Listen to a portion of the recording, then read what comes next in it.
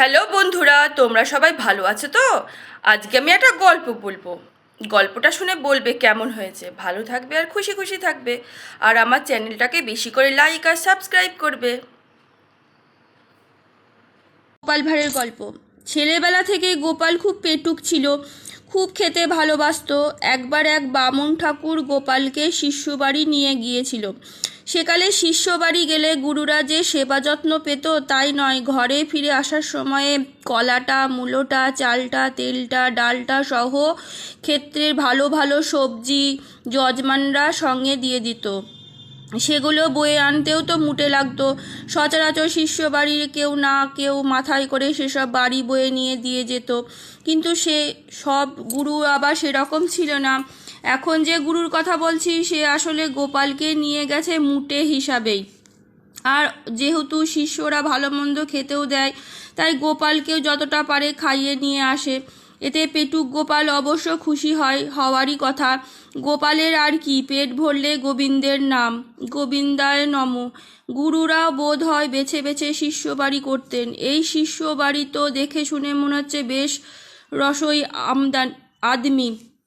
গোলা ভরা ধান, ক্ষেত ভর্তি সবজি, পুকুর ভরা মাছ। ভর দুপুরে পৌঁছাতেই পুকুরে জাল ফেলে মাছ তোলা হলো। ক্ষেত থেকে নিয়ে আসা হলো সদ্য ফোটা শিশিরে ভেজা ফুলকপি। ঘরে আলু তো ছিল, এছাড়া ওদের জন্য আলাদা উনুন, আলাদা হাঁড়ি, আলাদা কড়াই। এই গুরুদেব আবার তেলের রান্না পছন্দ করেন না, সেই জন্য ঘরের তৈরি গাওয়া ঘি দিয়ে তাকে দেওয়া হয়েছে। ম করছে গন্ধে। এর ওপরে আছে তুলাই পাঞ্জি চালের ভাত, তার সুগন্ধ ছড়িয়ে পড়েছে যে কত দূর কে জানে। গোপাল এত ভালো ভালো খাবার চোখেও দেখেনি, দেখবে কি করে? ওরা যে বড্ড গরিব, নুন আনতে পান্তা ফুরায়। গোপালের স্নান আগে হয়ে গিয়েছিল।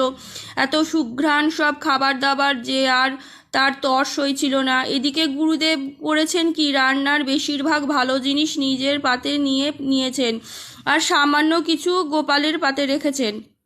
গোপাল দেখল রুই মাছের মস্ত মুড়োটা যেমন তিনি নিয়েছেন, তেমনি গাদা পেটিটাও তিনি নিয়েছেন। আবার গোপালকে দিয়েছে লেজের অংশটা।